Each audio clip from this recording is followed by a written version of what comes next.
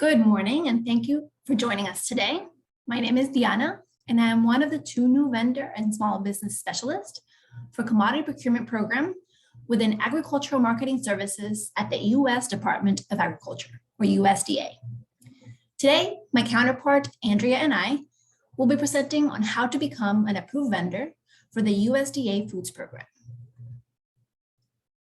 So let's first begin with what Commodity Procurement Program is all about. USDA's Agricultural Marketing Services, or AMS, purchases over 3 billion of American-grown food in various forms and pack sizes, from livestock, poultry, fruits, vegetables, dairy, grain, and oilseed. These purchases not only support American agriculture, but feed millions of school children, families, and other qualified individuals through USDA's nutrition assistance and international food aid programs. All the products we purchase must be 100% domestically produced and processed. Supporting American agriculture is really essential to our program. So AMS will only purchase products which can be sourced domestically. We purchase truckload quantities for delivery to destinations, and the commodities we purchased must be available in sufficient volume to meet the needs of national programs.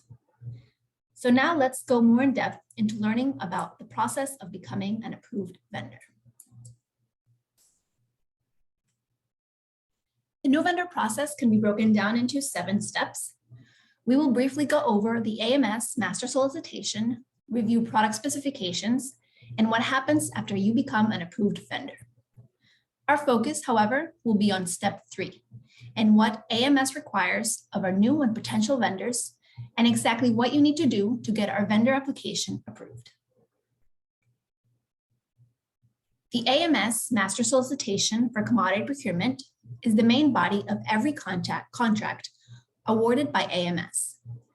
It details the Federal Acquisition Regulation, commonly referred to as FAR, and includes clauses and provisions governing federal procurements, such as financial capabilities, small business subcontracting, pre-bid certifications, product traceability, and much more. This is the contract document. We ask that you please know what it says and be aware that by submitting an offer to AMS, you are confirming that you meet all of the requirements laid out in this master solicitation. Please read it, understand it, and if you have any questions at all, please contact the contracting officer to receive clarification. Additionally, you will notice throughout this presentation that we list in red the FAR clauses that support why we request certain items from your vendor application package. A good way to find out if commodity procurement is a good fit for your company is by thoroughly reviewing the USDA commodity specifications. These are located on our website. It is critical that you understand the technical requirements before you begin the new vendor process. USDA takes product integrity very seriously, and we expect that our vendors supply product that consistently meet the quality and safety expectations of our customers. The specifications detail technical requirements for the product and production, including raw materials, formulation, packaging and packing, inspection and certification requirements, and much more. These detailed specifications ensure USDA gets the same quality end product under every contract, regardless of which supplier is awarded. Sometimes we make changes to our technical requirements for our products. These are called amendments, which we link under the specification. Please take the time to review any associated amendments included with the product specification. While you may not be able to see it well on the slide, we would be remiss if we did not mention the new vendor qualification requirement checklist. This checklist has been revised to include all of the administrative and technical requirements needed to become an approved vendor. It also includes 2 addendums: a list of products and material codes that commodity procurement purchases, and a directory of the various program areas you will need to contact to schedule any audits or inspections needed to fulfill the technical requirements. To receive a copy of this checklist, please email the new vendor email at newvendor@usda.gov. Again, that is newvendor@usda.gov. So now that we've gone over steps 1 and 2, we're going to delve a little bit more into the administrative process of becoming a new vendor. Step 3 focuses on the administrative paperwork, which begins with the System of Awards Management, or SAM. SAM is a federal government-owned and operated free website. Every vendor who wants to participate in a federal government procurement must be registered in SAM. You can also register your company in SAM as a small business, service-disabled veteran-owned small business, HubZone, or 8A. Please note that if you are interested in receiving small disadvantaged business, HubZone, or 8A certifications, you will need to refer separately to the Small Business Administration, or SBA, to complete that process. While SAM registration is only needed to be done once, you must update or renew your registration annually. There is no fee to register your company in SAM. This system is absolutely free. So please be aware of similar systems that will charge a hefty fee. If you run into some trouble as you're registering in SAM, there is a help tab on SAM's main page, which features frequently asked questions, user guides, and helpful hints. You can also contact the SAM help desk at 1-866-606-8220 and select option 1. Again, that is 1-866-606-8220 and select option 1. A great contact to help you register your company in SAM are Procurement Technical Assistance Centers, or PTACs. PTACs provide free counseling and training for vendors that want to do business with the government. If we go to the PTAC website, you will see that PTACs are located all over the country. And one of the great things about PTACs is that they offer all of their services for free, helping vendors with their SAM registration. They even have a webpage highlighting their assistance with SAM, general tips, and a variety of videos. Next in your package here is the WebSCM vendor registration form, which is needed to create a user profile and grant access to the WBSCM system once you are approved as a vendor. Please select one commodity group on the form, as there is a new vendor probationary period where a vendor is only awarded up to 10 truckloads in their first contract. Additionally, you must also include a company letter certifying the company's performance and telling us about your company and what products you're interested in selling to the USDA. Your letter should include a brief history of the company, mention of satisfactory record of integrity, business ethics, and list all of the material code, pack sizes, and your company's capacity all on this letter. The material and material codes can be found on the Commodity Procurement website on the Purchase Programs, Awards, and Solicitations webpage. This letter must be signed and on company letterhead, and if needed, a sample letter can be provided upon request. We will also need 3 different letters of reference from satisfied customers on letterhead, signed with a phone number and address for verification purposes, and a statement mentioning how satisfied your client was with the product or service you sold them. A sample letter can also be provided upon request for these reference letters. And now for determining contractor responsibility, the contracting officer will pull a contractor responsibility assessment report, or CRA, from FedDataCheck.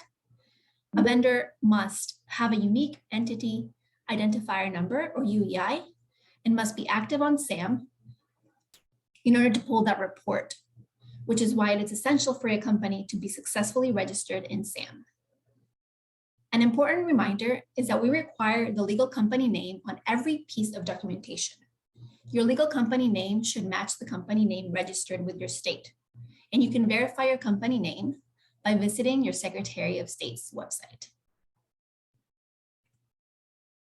If you are a non-manufacturer, we will require some additional information from you.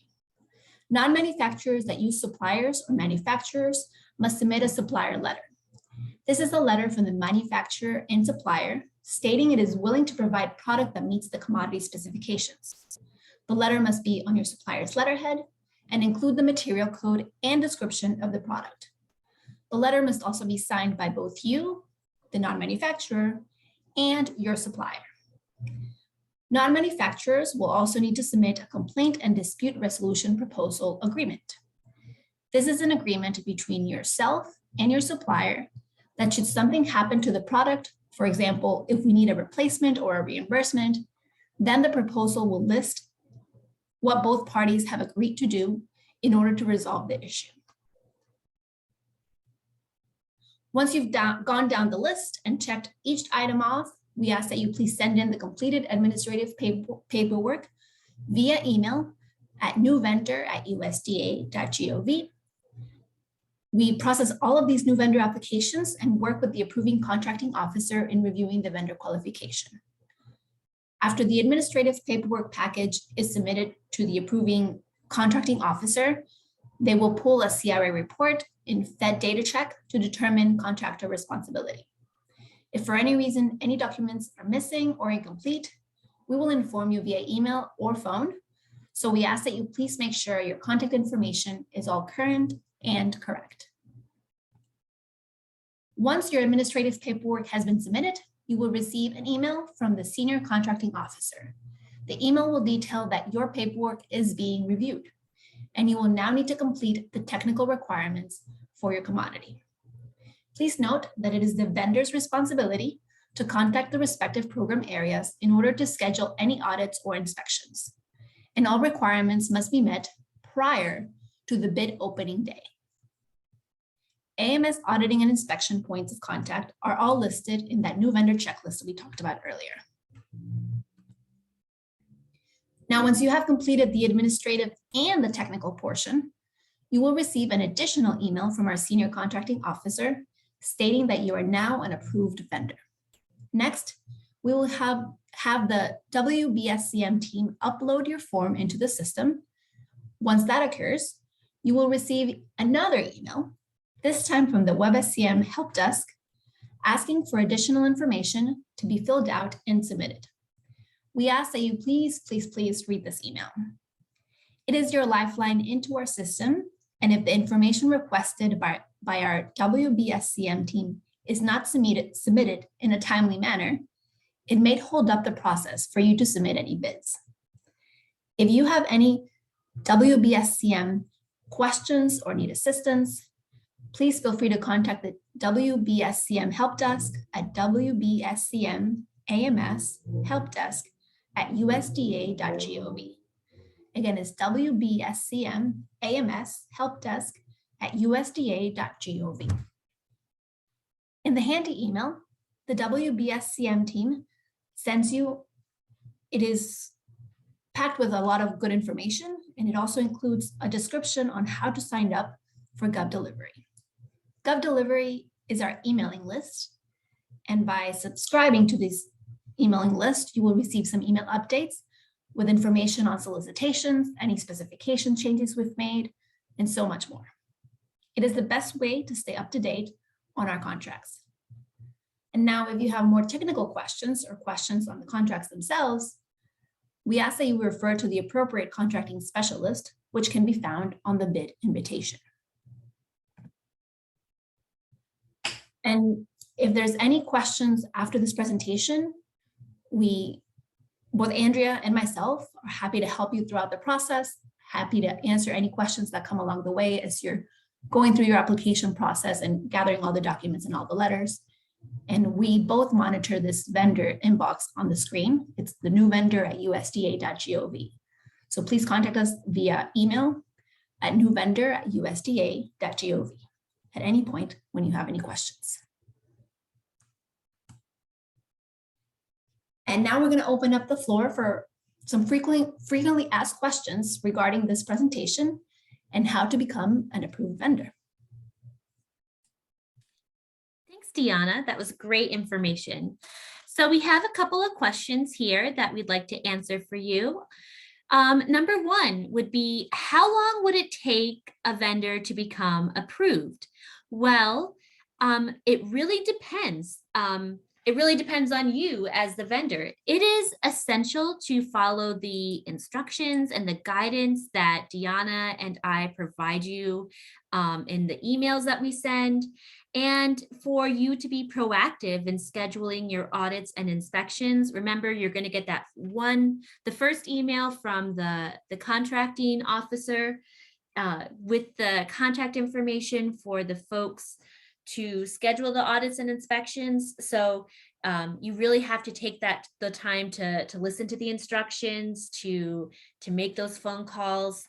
But if you wanted to put a number on it, the whole process can approximately take maybe a month to 2 months.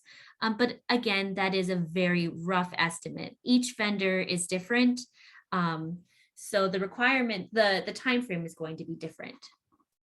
But that is a question that we get quite a bit. Next question. My SAM registration status says pending, but I have a UEI number. Can I still become approved even if my registration is not active?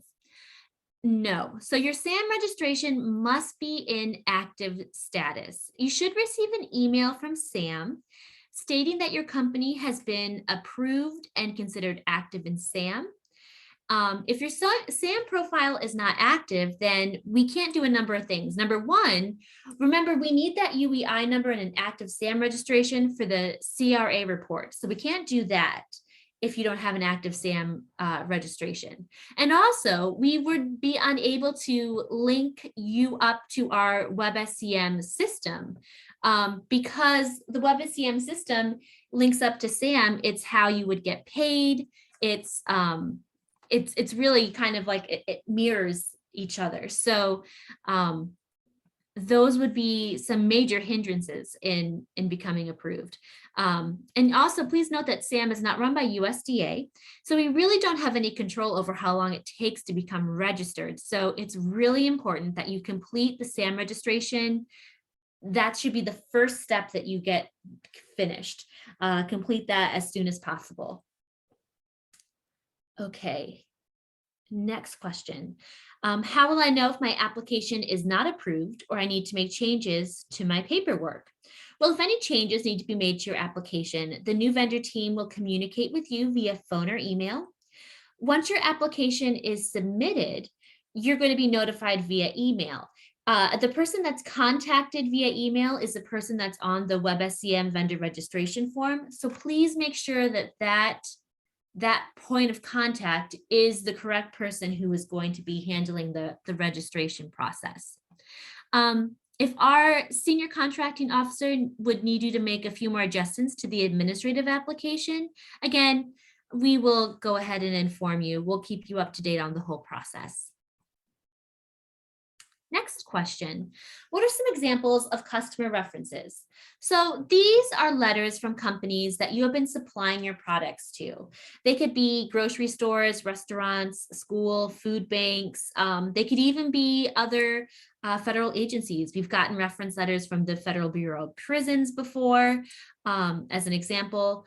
These are folks that you have worked with, you have a professional relationship with. And these letters should describe the customer's experience with the products they receive, their satisfaction with their performance in your delivery, how long they've been working with you. So that's what we're looking for when we ask for customer references. It establishes that past performance. Next question. Do wholesalers or retailers need to supply a non-manufacturing letter? That is a great question. So wholesalers or retailers don't necessarily, it depends really on a couple of factors. So if you need a non-manufacturer letter, it can be answered with a simple question. Is your company doing at least 51% of the manufacturing of the product? So if not, if you're just working in an office as a broker and you have a supplier that is processing the product and manufacturing it, that is when we would require a supplier letter. If you are not doing that, let's say you're co-packing or something, then we would not require a supplier letter. And remember, the letter must describe your agreement with your suppliers, list the products that they will be supplying, and be signed by both yourself and your supplier. Okay, next question. I am already an approved vendor for another product. What do I need to do to participate with another commodity? We get this question a lot. If you are already an approved USDA vendor for a product and you want to participate with another product, well, remember that each product has different technical requirements. Let's say you're working with you do fruits primarily, but maybe you want to go into dried beans or something to that effect. You're going to have to contact a whole other program area. So when that comes, we're not going to make you go through the process of the administrative process to become a vendor. But what we are going to ask you to do is to make sure you complete those technical steps. So we want to make sure that your plant has the necessary inspections and food defense audits, and that you should contact the appropriate specialist for that product. So I would suggest emailing the new vendor email. We can get you in touch with the program areas for you to go ahead and schedule your inspections. Once you get those plants approved, you can go ahead and add them to your WebSCM account and then email the help desk to get your plant system approved. Okay, here's a question.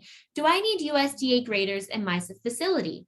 Well, again, it depends on the commodity. For example, for processed fruit and vegetable and poultry products, you will absolutely need USDA graders at the facility. For other products, you won't. But you can find more information about USDA inspections and grading requirements in our master solicitation for commodity procurement and in our commodity specifications. Next question. Can I provide non-US products? Nope, absolutely not. All products must be 100% domestically manufactured and produced in order to be eligible to bid. Okay, here's a question we get quite a bit. I am a small vendor. Would it be practical to become an approved vendor? You know, I think for a lot of people who are on the smaller side, they do see our requirements and they think, well, how is this made for me? How can I even participate in this? Well, take a look. I would highly recommend, as a small farmer, as a small business, to look at our vendor qualifications and look at what your capacity is and see if you can deliver commercial truckload quantities for delivery to destinations, and if you can meet our requirements. The minimum amount would be, if you can do at least one commercial truckload, then you could technically submit bids and be good to go. But something else, if you don't want to go through all that, is to subcontract with our approved vendors as a supplier. So if you want to partner up with one of our approved vendors and just be like, hey, I have this product I'd like to provide. Let's say we partner up. We have a lot of non-manufacturers, a lot of brokers that would love to partner with you. So take a look at our qualified bidders list, which can be found in our purchase program solicitation and awards webpage. And reach out to folks and really make those connections when it comes to providing that product. Okay, next question. Where can I find information on how many cases or pounds would equal a truckload? Well, it really depends on the commodity. Again, each commodity is going to be different. The contract specialists and respective branch chiefs would be able to tell you what a truckload quantity would be for your specific commodity. And you can find that information and point of contact under the Contact Commodity Procurement link on our website. How does CPP or commodity procurement handle payment? Great question. Well, when it comes to payment, what you would do is you would successfully deliver your product and you would have an invoice. You would go through that whole invoicing process on our web-based supply chain management system. So you go ahead and submit your invoice, work through the steps on doing that. And remember that WebSCM is linked up to SAM.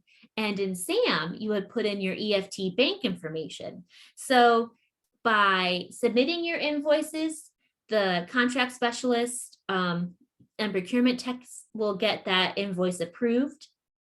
And then that payment will be processed, and the funds will be provided in that EFT bank statement, bank information that you put in SAM. WebSCM also has on their website great step-by-step instructions on how to submit invoicing and the invoicing process. Okay. And the last question we have here is, I don't see the product I manufacture on the list of commodities you purchase. How can I introduce my commodity to the USDA Foods program? So commodity procurement does not handle new product that we don't already purchase. That is determined by our sister agency, Food Nutrition Service. So Food Nutrition Service, or FNS, determine what new products we purchase here at AMS. And they go out and they look at our recipients and kind of gauge what they're looking for. So if you would like to introduce your product, if we don't already purchase it, I would recommend contacting FNS and visiting their website. They have a website called USDA Foods, How to Get Your Product Considered. And you can go ahead and fill out that information for there and contact them. And, you know, you never know what happens. We might see your product being added to our list. So that's all of the questions that I have.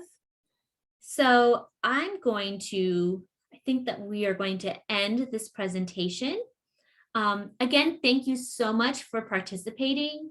If you have any other questions or need any further guidance, please email myself or Deanna at the new vendor email. That's newvendor@usda.gov.